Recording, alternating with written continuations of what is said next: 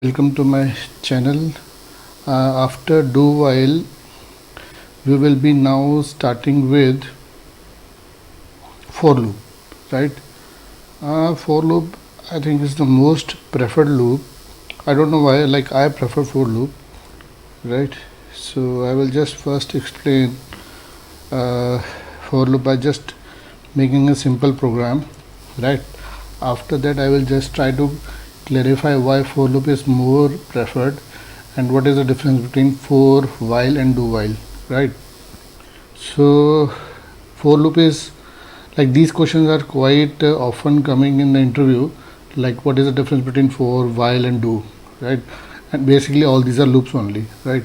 So we will just first create a simple program for printing of 1 to 10 numbers, right? Just trying to explain how the loop works, right? So we will include hash include stdio.h, then main, then we will write then we'll start the curly braces, then integer I, then for n for there are three parts, right? In the for thing there will be three parts. First is the initialization, then is the condition, then is the increment or decrement operator, right? So I repeat again, for is having three parts. First is the initialization, second is the condition, third is increment or decrement operations, right? So here we are printing print f %d. %d means we are printing integer. So here only we will write /n, so it will be coming in a new line, right? And at the end we are putting semicolon, right? So we are saving this program, then we are going to build this program, then we are going to run this program. I think some window is already open, nothing is open. So what is the reason? So we will be doing run, so it will be printing 1 to 10, right? So this is a simple program. Now I will try to explain what exactly is the difference between do, for and while. In the for statement, all the three things, initialization, condition and increment, all are in the same line, whereas in while loop it's just the condition. In while we will just give the condition and the other operation like initialization will happen before while loop, and the increment decrement will happen inside the while statements. And so this is a basic difference between for and while, right? And do while I have already explained in my another tutorial. In do while, once the statement will be getting executed. तो मैं थोड़ा सा हिंदी में भी बता देता हूँ, ठीक है? फोर और वाइल में क्या फ़र्क है? फोर और वाइल में ये फ़र्क है कि फोर में इनिशियलाइजेशन, कंडीशन और इंक्रीमेंट और डिक्रीमेंट ऑपरेशन सारा कुछ एक ही लाइन में परफॉर्म होता है, और जबकि वाइल में सिर्फ और सिर्फ कंडीशन चेक की जाती है और बाकी इनिशियलाइजेशन और इंक्रीमेंट और डिक्रीमेंट बाद में किए जाते हैं। इनिशियलाइजेशन पहले की जाती है, इंक्रीमेंट और डिक्रीमेंट बाद में किया जाता है। So this was the basic difference. So ये एग्जांपल हो गया, इसमें थोड़ा सा कुछ और चेंजेस करके देखते हैं। इसको कर देते हैं 100 और इसको कर देते हैं 200। तो बेसिकली ये लूप चलेगा 100 टाइम्स, 100 से लेकर 200। तो इसको हम बिल्ड करते हैं, ये बिल्ड कर दिया, इसको हमने ये रन कर दिया, ये हमने इसको प्रिंट कर दिया, ये 100 से लेकर 200 तक प्रिंट हो गया। और कुछ प्रोग्राम्स आ जाते हैं कि you have to make a table of 3, to make a table of 4, ठीक है? तो मैं वो आपको प्रिंट करके बना के दिखाता हूँ। So tables are from 1 to 10, right? So over here we will write, so we will be getting the input from the user कि यूज़र बताएगा किसका टेबल बनाना है, राइट? So enter the table number. तो यूज़र रन टाइम पे बताएगा कि इसका टेबल बनाना है। Scanner %d and a, right. तो यहाँ पर हमने इनपुट ले ली कि बनाना किसका है, तो हम यहाँ बनाएंगे %d divide by %d equals to %d.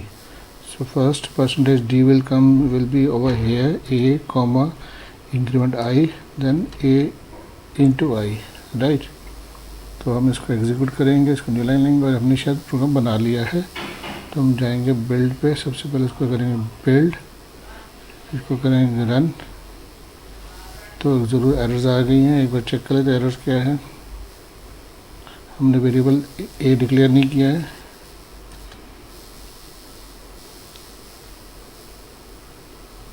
So there must be some window open. बंद कर लेते हैं और इसको बिल्ड के मैं आपको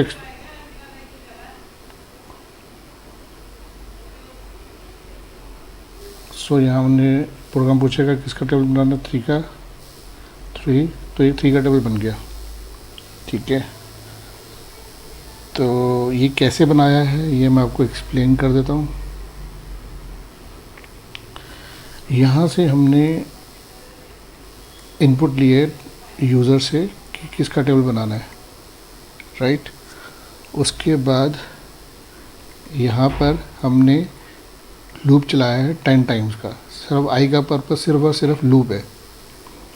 और ये जो फर्स्ट %d है ये कहाँ से आ रहा है, ये आ रहा है ए से, ये ए से, यहाँ फर्स्ट %a जो हमने 3 इनपुट लिया था, तो ये 3 यहाँ पर आ जाएगा, 3 1 या सेकेंड जो %d है वो है i। तो basically i is the going from 1 to 10 और a into i is 3 into 1, 3 into 2, 3 into 2, 3 into 3 and this way is go on, ठीक है।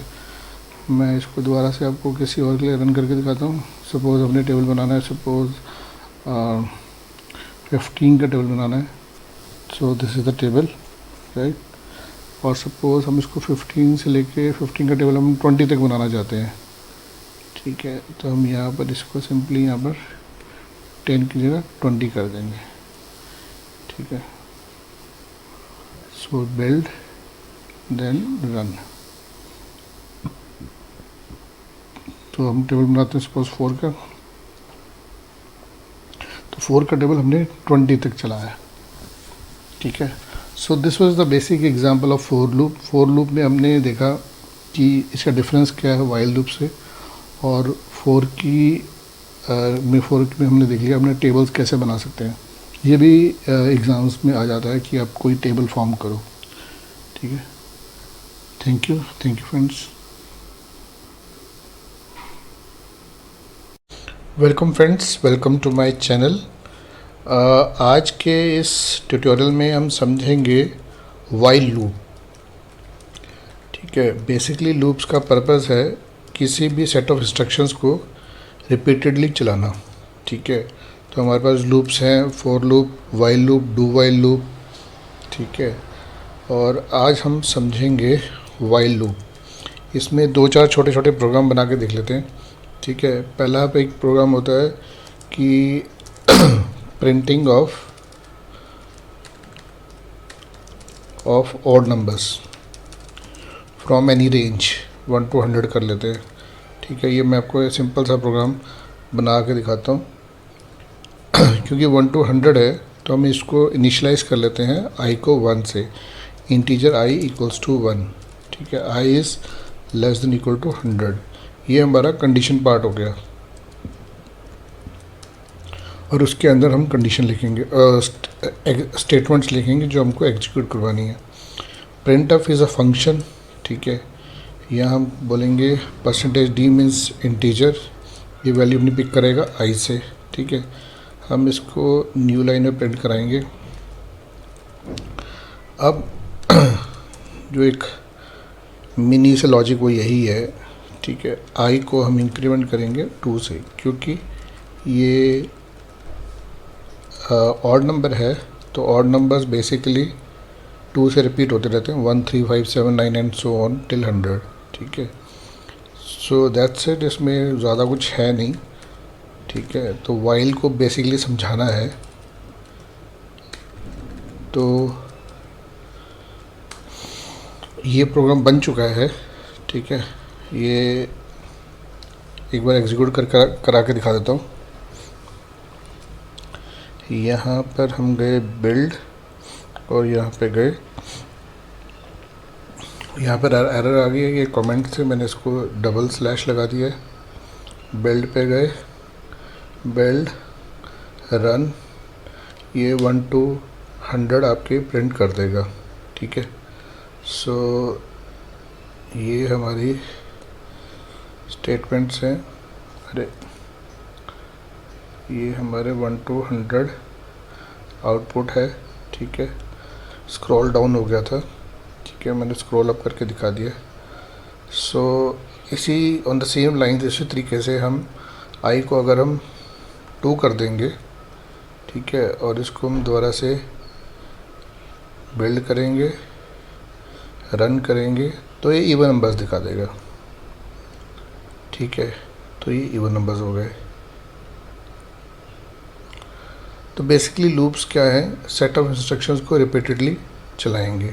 ठीक है, यहाँ पर हमारी एक कंडीशनिंग पार्ट हो गई, यहाँ कंडीशन सेट कर दी, जब तक आई की वैल्यू लेस देन या इक्वल टू 100 है तब तक ये सेट ऑफ स्टेटमेंट्स चलती रहेंगी। हम आई को यहाँ पे इंक्रीमेंट करते जा रहे हैं, जैसे ही 102 पहुँचेगा यहाँ कंडीशन चेक होगी, ये लूप से बाहर आ जाएगा, ये चलेगा नहीं और प्रोग्राम एंड हो जाएगा।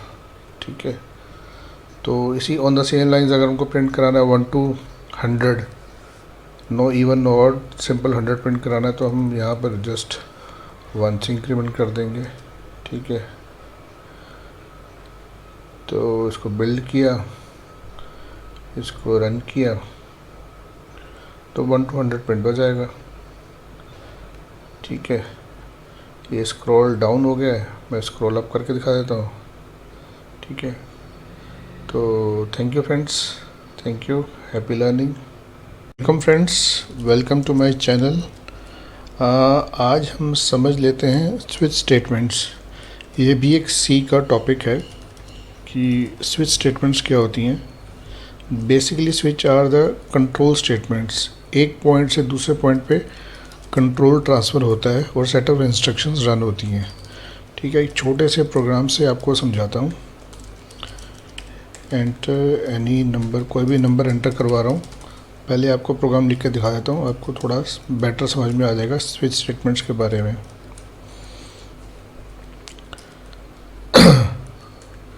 यहाँ पर मैंने एक इंटीजर ए की वैल्यू इंसर्ट कराई और यहाँ पे मैंने ए को पास कर दिया। ए को पास कर दिया, मैंने केस लगा दिया। अगर मैंने केस में डाला, अगर मैंने 1 इंसर्ट करवाया है, ठीक है, तो यहाँ मैं कोई भी सेट ऑफ इंस्ट्रक्शंस प्रिंट करा सकता हूँ। यहाँ मैं यही प्रिंट करा रहा हूँ, you have entered integer 1।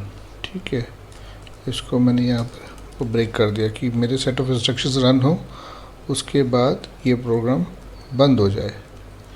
Case 1, फिर मैं इसको करा देता हूँ केस 2, फिर मैं करा देता हूँ केस 3, फिर मैं करा देता हूँ केस, इसको कर देता डिफ़ॉल्ट। अगर मैं कोई भी ऑप्शन नहीं डालता जो मेंशन्ड है, 1 2 3 4 नहीं डालता, तो वो बाय डिफ़ॉल्ट जो डिफ़ॉल्ट ऑप्शन है उसी पे आ जाएगा। ठीक है, यहाँ पर हम कर देते हैं you have entered integer 2, you have entered integer 3, you have entered integer out of range। 1 2 3 ने उसने एंटर नहीं किया। लास्ट में ये प्रोग्राम ख़त्म भी हो रहा है, तो यहाँ पर ब्रेक लगाने का कोई एडवांटेज नहीं है। हम चाहे ना लगाएं, चाहे लगा भी लें। ठीक है, हम ये स्विचेस को समझ रहे हैं। ठीक है, स्विच को समझ रहे हैं तो मैं इसका नाम स्विच कर देता हूँ, SWITCH। ठीक है, तो ये प्रोग्राम बन गया है। इसको एक बार एग्जीक्यूट करके देख लेते हैं कि हमने कोई एरर्स तो नहीं करी।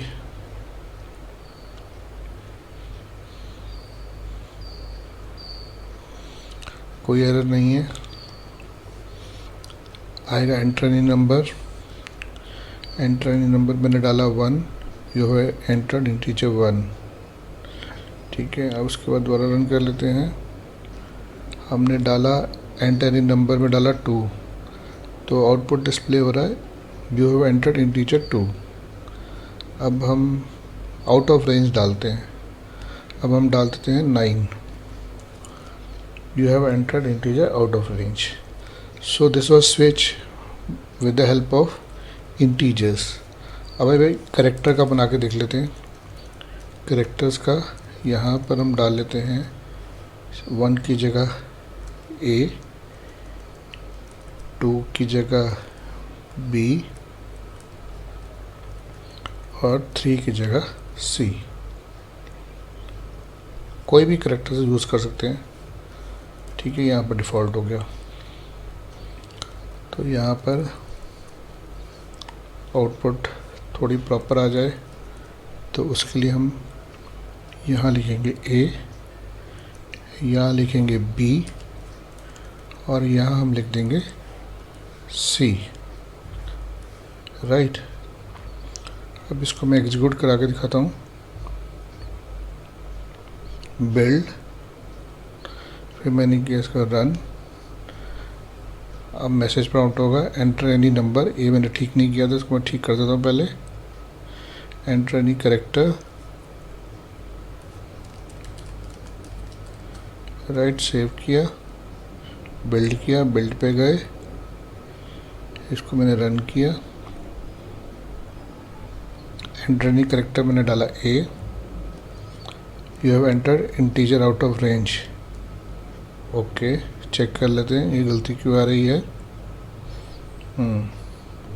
करेक्टर A ठीक है, यहाँ ये A ये भी ठीक है, स्विच A ये भी ठीक है, वो डायरेक्टली डिफ़ॉल्ट पे जा रहा है।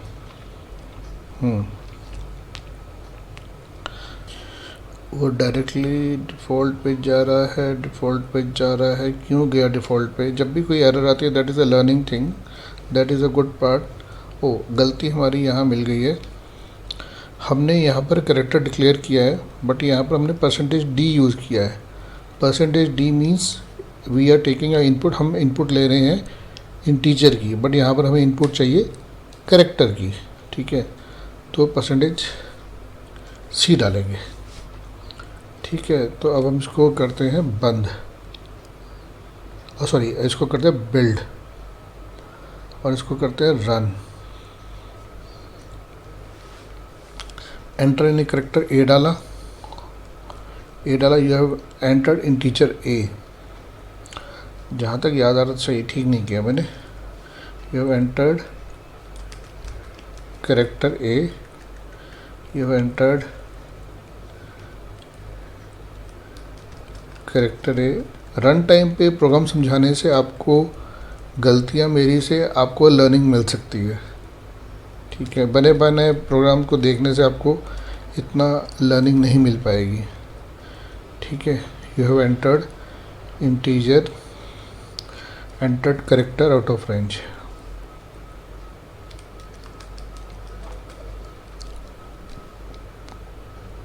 अब मैं इसको बिल्ड करता हूँ, फिर से इसको रन करता हूँ। होपफुली अब कोई एरर नहीं आएगी, प्रॉपर इनपुट जाएगी और प्रॉपर डिस्प्ले आएगा।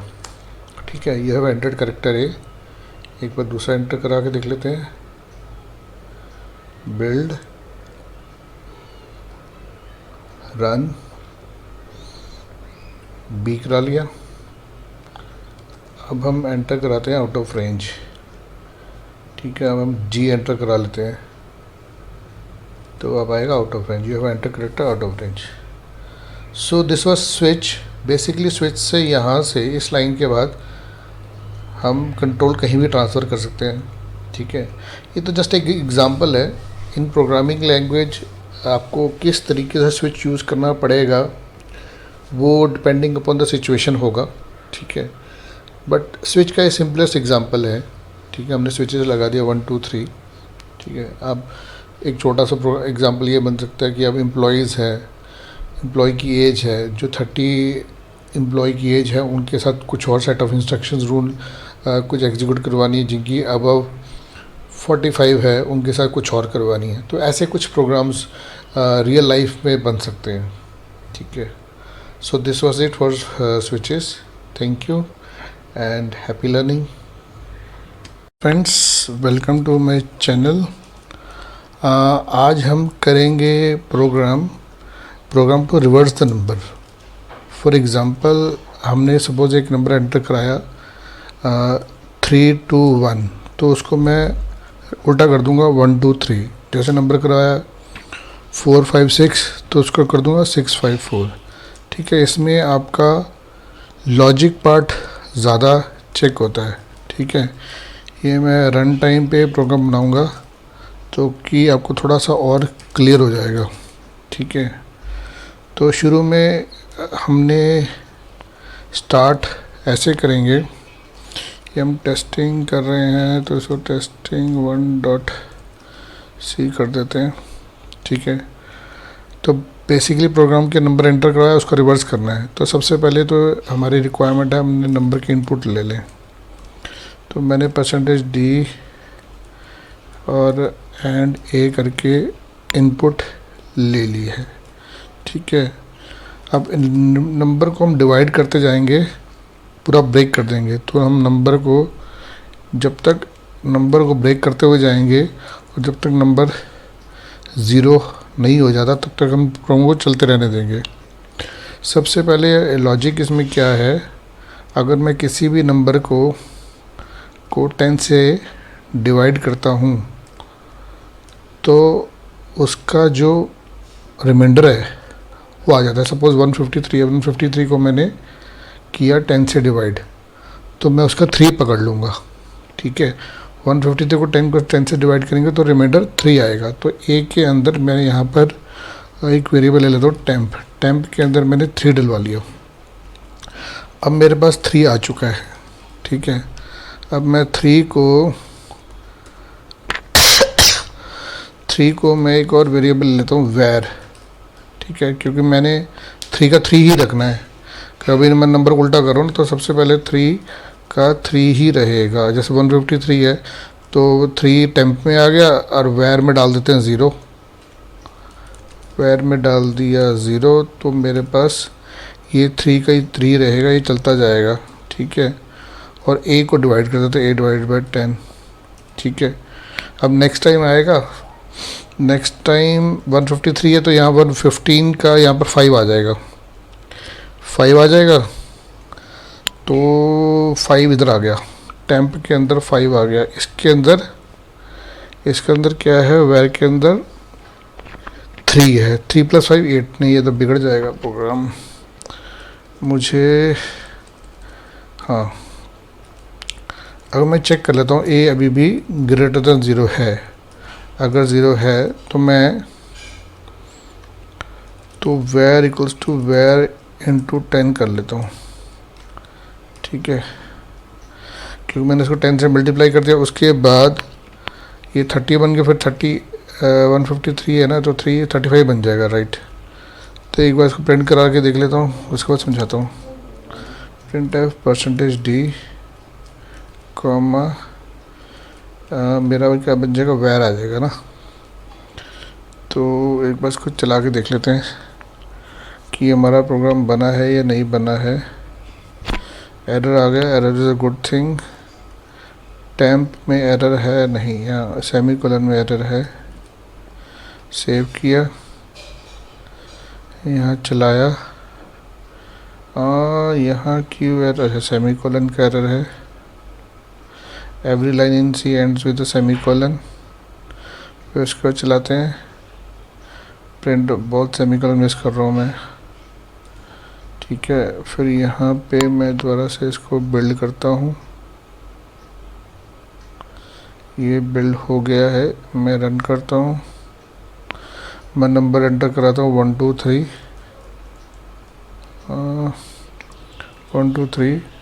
हाँ, ये गलती हो गई है। ठीक है, चेक करते हैं कहाँ पर हमने मिस्टेक की है।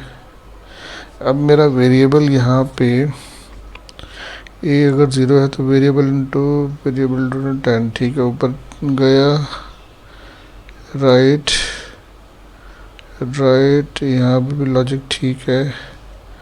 तो उसके बाद अरे अरे अरे अरे अरे अरे, इसको तो लूप से बाहर प्रिंट कराना चाहिए हमको ना। जब सारा काम हो गया यहाँ प्रिंट कराना है। एक बार इसको चेक कर लेते हैं। बिल्ड रन 1 2 3 1 2 3 3 2 1 चल रहा है। पहली बार में प्रोग्राम बन गया है हमारा। पहली बार में एक एरर हो गई है। और 3 4 8 3 4 6 6 4 3। मैं थोड़ा एक्सप्लेन कर देता हूँ। ये बेसिकली हमारा लॉजिक क्या है, अगर 123 है तो लास्ट वाले 3 ये लेता रहेगा, टेम्प के बाद 3 आता रहेगा। तो उसके बाद शुरू में, फिर उसके बाद सपोज़ यहाँ पर आया, चेक किया कि क्या अभी a ग्रेटर देन 0 है। तो वैर को हमने 30 बना दिया। वैर के अंदर 3 था, 3 इंटू 10 30 बना दिया। अब 30 के अंदर दोबारा से वैल्यू जाएगी 5, अगर 153 का एग्जाम्पल लेको। ठीक है, so this was a program just to check the person logic की पर्सन वो लॉजिक बना पाता है, क्या वो स्टूडेंट लॉजिक बना पा रहा है। ठीक है, ये लॉजिक चेकिंग के लिए ज़्यादा प्रोग्राम्स होते हैं। ये मैंने ऐसे बनाया, आपको जिस तरीके से सूट करे, ठीक है, अपनी टेस्टिंग करके जैसे मर्जी सूट करे आप बनाओ। ठीक है, इसमें आप टेस्टिंग करो, नंबर को स्प्लिट करते जाओ। आपके दिमाग में आप जिस जैसे भी नंबर को 153 से 351 बना सकते हैं, उसी लॉजिक को आपने इस प्रोग्राम में डालना है। ठीक है, so this was it. Thank you friends, happy learning.